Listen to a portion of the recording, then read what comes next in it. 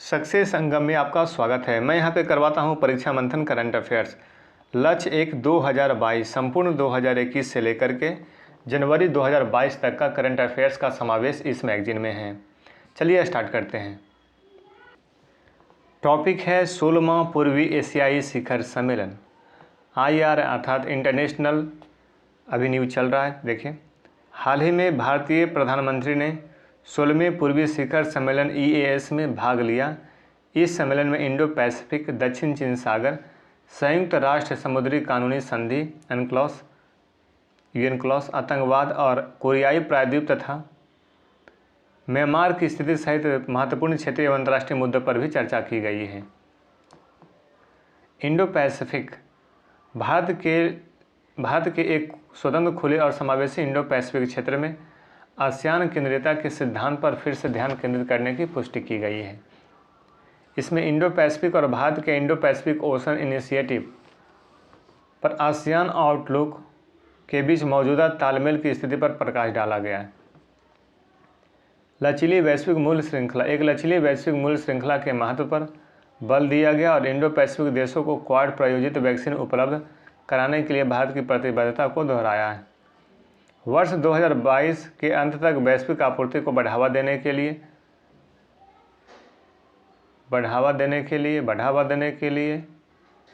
Quad देशों Bharat, Japan, Australia और America की साझेदारी में भारत में वैक्सीन की कम से कम 1 अरब खुराक के उत्पादन में मदद करने की प्रतिबद्धता व्यक्त की है। तो क्वाड देश समझ जाइएगा, भारत है, जापान है, ऑस्ट्रेलिया और अमेरिका। आसियान कोविड-19 रिकवरी फंड के लिए भारत के $1 मिलियन अमेरिकी के समर्थन का आभार व्यक्त किया है। बहुपक्षवाद भारत बहुपक्षवाद, नियम आधारित अंतर्राष्ट्रीय व्यवस्था, अंतर्राष्ट्रीय कानून और सभी देशों की संप्रभुता एवं क्षेत्रीय अखंडता के साझा मूल्यों के प्रति सम्मान को मजबूत करने के लिए प्रतिबद्ध है। साइबर सुरक्षा पर वैश्विक मानकों को विकसित करने के लिए विचार विमर्श किया गया है। अगला है क्वाड शिखर सम्मेलन। अमेरिका में हाल ही में क्वाड नेताओं की पहली इन पर्सन बैठक का आयोजन किया गया है।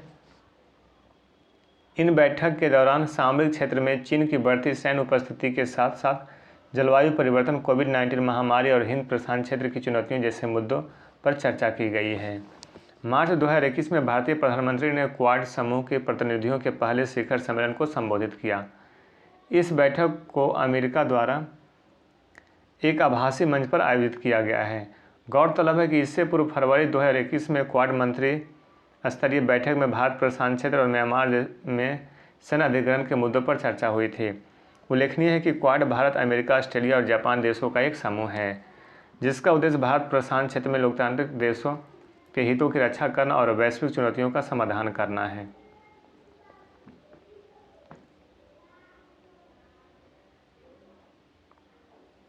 केंद्रीय बिंदु कोविड-19, जलवायु परिवर्तन और उभरती प्रौद्योगिकियों जैसे विषय, ये सब केंद्रीय बिंदु में रहे। संकल्प क्या है? क्वाड अंतर्राष्ट्रीय कानून पर आधारित स्वतंत्र, मुक्त एवं समृद्ध भारत प्रशांत क्षेत्र सुनिश्चित करने तथा भारत प्रशांत क्षेत्र और क्षेत्रों में मौजूद चुनौतियों से निपटने के प्रति प्रतिबद्ध है। क्वाड वैक्सीन साझेदारी क्वाड की इस बैठक में सभी सदस्य देश महामारी का मुकाबला करने के लिए टीकों तक न्याय संगत पहुँच सुनिश्चित करने हेतु सहमत हुए हैं। इसके अतिरिक्त सदस्य देश अपने वित्तीय संसाधन, विनिर्माण क्षमता और तार्किक शक्तियों को एकत्रित करने की योजना पर सहमत हुए हैं। जापान, अमेरिका, ऑस्ट्रेलिया और भारत द्वारा शुरू की गई वैक्सीन मैत्री पहल को वित्तीय सहायता प्रदान करेंगे। आगे देखिए, क्वाड क्या है? यहाँ पर ये याद रखें, मैत्री पहल, तो ये वैक्सीन है, वैक्सीन टीका के लिए एक पहल है, मैत्रिक पहल। किसके द्वारा शुरू किया गया? जापान, अमेरिका, ऑस्ट्रेलिया और भारत, क्वाड देशों के बीच शुरू किया गया वैक्सीन पहल, ये याद रखिए। क्वाड क्या है? चतुर्भुज सुरक्षा संवाद, हिंदी में क्वाड, क्वाड्रिलेटरल सिक्योरिटी डायलॉग, अर्थात क्वाड अमेरिका, भारत और जापान, ऑस्ट्रेलिया के बीच अनौपचारिक रणनीतिक वार्ता है। औपचारिक नहीं है, अनौपचारिक, ये भी ध्यान रखिए। यह मुक्त, खुले और समृद्ध भारत प्रशांत क्षेत्र सुनिश्चित करने और उसके समर्थन के लिए इन देशों को एक साथ लाता है। ये किस लिए है? तो प्रशांत क्षेत्र के लिए है। यह मुक्त, खुले और समृद्ध भारत प्रशांत क्षेत्र सुनिश्चित करने के लिए। गौरतलब है कि क्वाड की अवधारणा अनौपचारिक रूप से सबसे पहले वर्ष 2007 में जापान के पूर्व प्रधानमंत्री शिंजो आबे द्वारा प्रस्तुत की गई थी। ये जो क्वाड है कब प्रस्तुत की गई थी? सबसे पहले 2007 में। किसने किया था? प्रधानमंत्री जापान के शिंजो आबे ने। हालांकि चीन के दबाव में ऑस्ट्रेलिया के पीछे हटने के कारण इसे आगे नहीं बढ़ाया जा सका। चीन का प्रेशर था, ऑस्ट्रेलिया बैक मार लिया। वर्ष 2017 तक यह संगठन निष्क्रिय रहा, लेकिन 2017 तक ये निष्क्रिय रहा था। लेकिन फिर देखिए, वर्ष 2017 में एक बार फिर क्वाड देश फिर से आपस में मिले। इनकी पहली वार्ता, जिसका उद्देश्य चीन को बढ़ते प्रभाव को रोकना था, फिर से ऑस्ट्रेलिया शामिल हुआ। फिर आगे इसका प्रोसेस किया जा रहा है। चीन से संबंधित चर्चा क्या है? वास्तविक नियंत्रण रेखा LAC पर क्वाड देशों ने चीनी आक्रामकता के कई उदाहरणों में से एक के रूप में चर्चा की है। मतलब कि चीन की जो आक्रामकता है, इसमें LAC को भी लिया गया है। हांगकांग, शिनजियांग, ताइवान स्ट्रेट और ऑस्ट्रेलिया पर दबाव तथा सेनकाकू विवाद से संबंधित अन्य मुद्दों पर भी चर्चा की गई है। संयुक्त राज्य अमेरिका के प्रतिष्ठानों पर चीनी साइबर हमले के बारे में और भारत, जापान और ऑस्ट्रेलिया में साइबर सुरक्षा सभी घटनाओं पर भी चर्चा की गई है। चीन की आशंका। क्वाड बैठक के बाद चीन ने कहा कि देशों के बीच आदान प्रदान और सहयोग तीसरे पक्ष को लक्षित करने के बजाय आपसी समझ से करना चाहिए और किसी विशेष गुट का पीछा करने से बचना चाहिए। आगे देखिए, ऑकस। ऑकस क्या? एक त्रिपक्षीय गठबंधन है। ये भी ध्यान रखिए, ऑकस जो है त्रिपक्षीय गठबंधन, यानी 3 देशों का, जिसमें शामिल है संयुक्त राज्य अमेरिका, USA, ब्रिटेन और ऑस्ट्रेलिया। ऐसे समझिए, A से हो गया ऑस्ट्रेलिया, UK से ब्रिटेन और US से USA। एक नए त्रिपक्षीय समझौता, रक्षा समझौता है। एक क्या है? रक्षा समझौता। ये भी ध्यान रखिए कि ऑकस एक रक्षा समझौता है, त्रिपक्षीय है, रक्षा समझौता है। संयुक्त राज्य अमेरिका, ब्रिटेन और ऑस्ट्रेलिया इसमें शामिल है। इसके अंतर्गत अमेरिका और ब्रिटेन ऑस्ट्रेलिया को परमाणु ऊर्जा से संचालित पनडुब्बियों का बड़ा बेड़ा तैयार करने में सहायता करेंगे। पनडुब्बी बेड़ा तैयार करने में सहायता करेंगे आपस में। इस समझौते को हिंद प्रशांत क्षेत्र में स्थिरता को बढ़ावा देने की दिशा में एक महत्वपूर्ण कदम माना जा रहा है।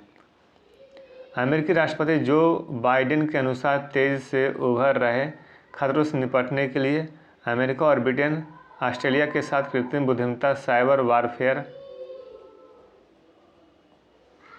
क्वांटम कंप्यूटिंग एवं परमाणु पनडुब्बी निर्माण जैसे क्षेत्रों में खुफिया एवं उन्नत तकनीकी साझा करेंगे।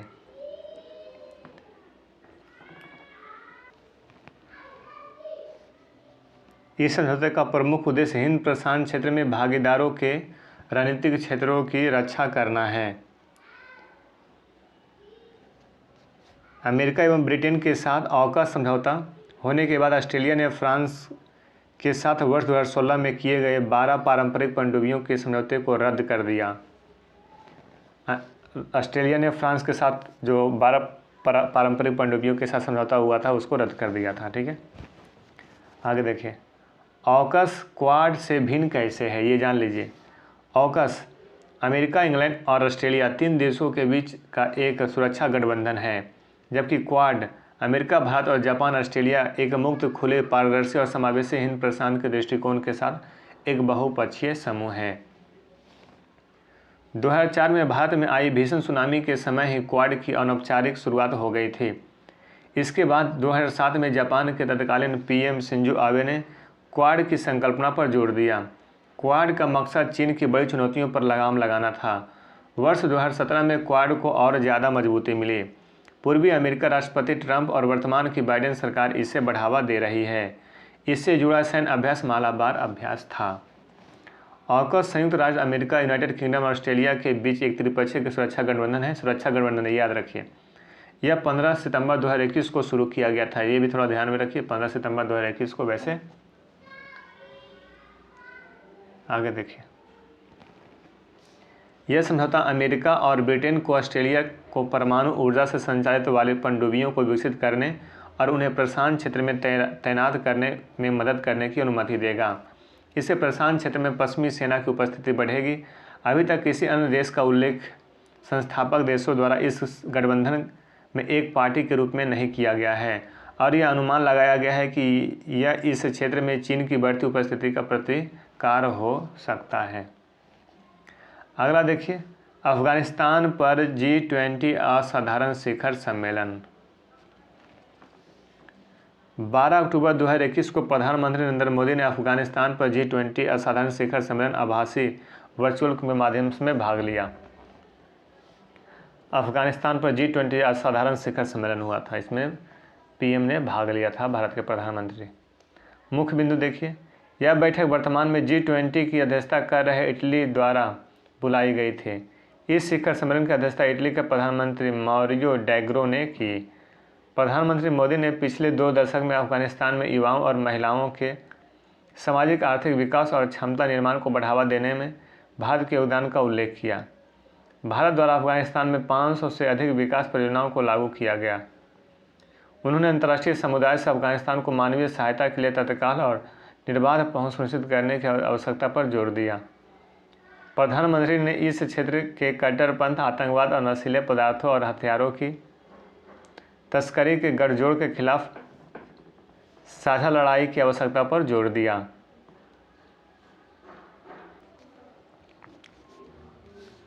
प्रधानमंत्री ने इस क्षेत्र में कट्टरपंथ, आतंकवाद और नशीले पदार्थ और हथियारों की तस्करी के गठजोड़ के खिलाफ साझा लड़ाइयों की आवश्यकता पर जोर दिया। उन्होंने अफगानिस्तान में संयुक्त राष्ट्र की महत्वपूर्ण भूमिका के लिए समर्थन व्यक्त किया और अफगानिस्तान पर संयुक्त राष्ट्र सुरक्षा परिषद के प्रस्ताव 2593 में निहित संदेशों के लिए G20 के नए समर्थन का आह्वान किया। अगला टॉपिक है 13वां ब्रिक्स शिखर सम्मेलन। देखिए, परीक्षा मंथन मैगजीन में जो भी करंट अफेयर्स दिया हुआ है वो डेप्थ में दिया हुआ है ना। आपको ये मेंस में भी काम आएगा, है ना। आपका नॉलेज को ये इनहेंस कर रहा है। आगे देखिए, 13वां ब्रिक्स शिखर सम्मेलन। प्रधानमंत्री नरेंद्र मोदी ने वीडियो कॉन्फ्रेंस के माध्यम से 13वें ब्रिक्स शिखर सम्मेलन की अध्यक्षता की।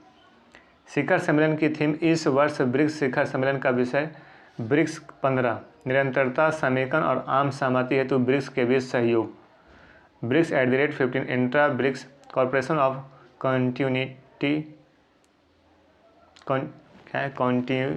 ठीक है, कंसोलिडेशन एंड कंसेंसस। प्रमुख बिंदु, तो ये थीम याद रखिएगा, शिखर सम्मेलन की थीम। ब्रिक्स शिखर सम्मेलन, जो 13वां ब्रिक्स शिखर सम्मेलन हुआ है, उसका थीम क्या रहा है? ब्रिक्स 15 निरंतरता, समेकन, आम सहमति हेतु ब्रिक्स के बीच सहयोग, ये याद रखिए। ब्रिक्स शिखर सम्मेलन की अध्यक्षता प्रति वर्ष BRICS के अनुसार क्रमानुसार सदस्य देशों के सर्वोच्च नेता द्वारा की जाती है। भारत वर्ष 2021 के सम्मेलन का अध्यक्ष है, ठीक है, भारत कर रहा है इस सम्मेलन का अध्यक्ष BRI। इसके पहले भारत ने 2012 और 2016 में ब्रिक्स की अध्यक्षता की थी। 2012 में भी किया था, 2016 में भी भारत किया था अध्यक्षता। 2021 में भी अध्यक्षता कौन कर रहा है? भारत। ये याद रखिएगा, 2021 में अध्यक्षता कौन किया ब्रिक्स का? भारत। इस शिखर सम्मेलन में अन्य सभी ब्रिक्स नेताओं ने भाग लिया और ब्राज़ील के राष्ट्रपति जेयर बोल्सोनारो, रूस के राष्ट्रपति व्लादिमीर पुतिन, तो B से ब्राज़ील, R से रूसिया हो गया, I से इंडिया हो गया, C से चीन के राष्ट्रपति शी जिनपिंग, दक्षिण अफ्रीका के राष्ट्रपति सिरिल रामाफोसा। तो ब्रिक्स में कौन कौन सा देश शामिल है? ब्राज़ील, रसिया, इंडिया, चाइना, साउथ अफ्रीका, ठीक है। इस शिखर सम्मेलन के दौरान पीएम मोदी ने कोविड वैश्विक सुधार के बाद ब्रिक्स देशों द्वारा निभाई गई प्रमुख भूमिका पर प्रकाश डाला है। उन्होंने built back resiliently, innovatively, credibly and sustainably के आदर्श वाक्य के साथ ब्रिक्स सहयोग को बढ़ावा का आह्वान किया है। यह शिखर सम्मेलन नई दिल्ली घोषणा को अपनाने के साथ संपन्न हुआ।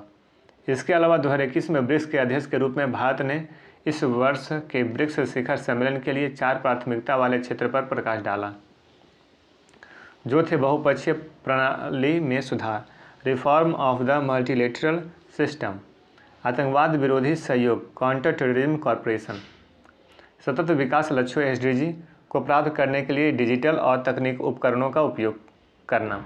Using digital and technological tools to achieve the sustainable development goals SDG। लोगों के आदान प्रदान को बढ़ावा देना। ठीक है, तो ये था ब्रिक्स जो 2021 हुए, जिसकी अध्यक्षता भारत ने की थी। ब्रिक्स में 4 देश शामिल हैं, 5 देश शामिल हैं, ब्राज़ील, रसिया, इंडिया, चाइना और साउथ अफ्रीका। अगला टॉपिक है नाटो शिखर सम्मेलन। नाटो शिखर सम्मेलन। नाटो उत्तरी अटलांटिक संधि संगठन, याद रखें, कि शासनाध्यक्षों की 31वीं और औपचारिक बैठक 14 जून 2021 को ब्रुसेल्स बेल्जियम में आयोजित की गई। नाटो का जो 31वीं औपचारिक बैठक हुई थी, कहाँ हुई थी? ब्रुसेल्स के बेल्जियम में। कब हुई थी? 14 जून 2021 को। प्रमुख बिंदु, यह सुनिश्चित करने के लिए कि गठबंधन भविष्य की चुनौतियों का सामना करने के लिए तैयार रहे। इसके लिए सभी सदस्य देश एक व्यापक पहल नाटो 2030 एजेंडा पर सहमत हुए। एजेंडा में भी कहा गया है कि नाटो राजनीतिक परामर्श और समाज की तन्यकता को मजबूत करेगा, रक्षा और प्रतिरोध को मजबूत करेगा, तकनीकी बढ़त को तेज करेगा। 2022 में शिखर सम्मेलन के लिए अपनी अगली रणनीतिक अवधारणा विकसित करेगा। बाइडेन और शी जिनपिंग के बीच वर्चुअल बैठक। 15 नवंबर 2021 को अमेरिकी राष्ट्रपति बाइडेन की चीन के राष्ट्रपति शी जिनपिंग के साथ वर्चुअल बैठक हुई है। इसमें ताइवान का एजेंडा सबसे ऊपर रहा है। दोनों देशों ने साझा मुद्दों, आपसी संबंधों सहित रणनीतिक मुद्दों पर बातचीत की। अमेरिका ने ताइवान की स्थिति में किसी भी तरह के एकतरफा बदलाव का विरोध किया। साथ ही चीन के परमाणु शस्त्रागार के विस्तार, शिनजियांग प्रांत, चीन और हांगकांग को लेकर भी बात हुई। बाइडेन ने मानवाधिकारों और हिंद प्रशांत का मुद्दा उठाया। चीन के राष्ट्रपति ने एक दूसरे के समान और स्थिर द्विपक्षीय संबंधों पर जोर दिया। इसके अतिरिक्त दोनों देशों में संवाद की बढ़ाने की जरूरत है। प्रतिद्वंद्विता को टकराव की ओर न लेकर लाभप्रद बनाने, दोनों देशों में जारी होड़ के प्रबंधन और साझा हितों पर साथ मिलकर काम करने की पर भी चर्चा हुई है। अगला टॉपिक है सिडनी संवाद। बताइए क्वेश्चन कहाँ से पूछेगा? अगर IR से कोई भी क्वेश्चन आपका PT या फिर मेंस में आता है तो सारा तो क्वेश्चन का चर्चा यहाँ पे हो ही रहा है, जितने सारे डायलॉग्स हुए हैं, जितने सारे सम्मेलन हुए हैं। ठीक है, इसलिए आप वीडियो को 2 बार 3 बार जरूर सुने। सिडनी संवाद का आयोजन 17 से 19 नवंबर 2021 तक किया गया। सिडनी संवाद वैश्विक स्तर पर कानून एवं व्यवस्था की स्थिति पर, डिजिटल डोमेन कार्यक्षेत्र के परिणामों पर चर्चा करने के लिए साइबर तथा महत्वपूर्ण प्रौद्योगिकियों का एक वार्षिक शिखर सम्मेलन है। यह ऑस्ट्रेलियाई सामरिक नीति संस्थान की एक पहल है जो राजनीतिक, व्यावसायिक और सरकारी नेतृत्वकर्ताओं को एक मंच पर लाती है। प्रधानमंत्री श्री नरेंद्र मोदी ने सिडनी डायलॉग में मुख्य व्याख्यान दिया। उन्होंने Y2K समस्या के निदान और कोविन प्लेटफॉर्म के लिए भारत के योगदान की चर्चा की। प्रधानमंत्री ने क्रिप्टो करेंसी पर साथ कार्य करने पर जोर देते हुए भारत में होने वाले 5 परिवर्तनों की भी चर्चा की, जो इस प्रकार हैं। पहला, विश्व की सबसे विस्तृत जन सूचना अवसंरचना का भारत में निर्माण। दूसरा, सुशासन, समावेशन, अधिकारिता, संपर्क, लाभों के अंतरण और जन कल्याण के लिए डिजिटल प्रौद्योगिकी का प्रयोग। तीसरा, भारत के पास विश्व का तीसरा सबसे बड़ा और सबसे तेजी से विकसित होने वाला स्टार्टअप इकोसिस्टम। चौथा, भारत के उद्योग और सेवा क्षेत्र के साथ साथ कृषि क्षेत्र में भी विशाल डिजिटल परिवर्तन। पाँचवा, भारत 5G, 6G दूरसंचार प्रौद्योगिकी में स्वदेशी क्षमताओं के विकास के लिए निवेश कर रहा है। तो ये ध्यान में रखिए, सिडनी डायलॉग और 5 परिवर्तन पर जो चर्चा की गई, ये 5 परिवर्तन को थोड़ा ध्यान में रख लीजिए। यहाँ पर थोड़ा आप ध्यान दे दीजिए। Y2K जो था, Y2K, ये Y2K समस्या क्या है? तो ये कंप्यूटर प्रोग्राम का एक Y2K है ना, एक कंप्यूटर प्रोग्राम के बारे में बताया जा रहा है यहाँ पे। तो Y2K के बारे में इतना ध्यान रखिए कि Y2K एक कंप्यूटर प्रोग्रामिंग की एक समस्या है, इस पर बात की थी। ठीक है, अगला टॉपिक है बाइडेन पुतिन शिखर सम्मेलन। 16 जून 2021 को अमेरिका के राष्ट्रपति जो बाइडेन और रूस के राष्ट्रपति व्लादिमीर पुतिन के बीच स्विट्जरलैंड की राजधानी जिनेवा में बहुप्रतीक्षित शिखर वार्ता संपन्न हुई।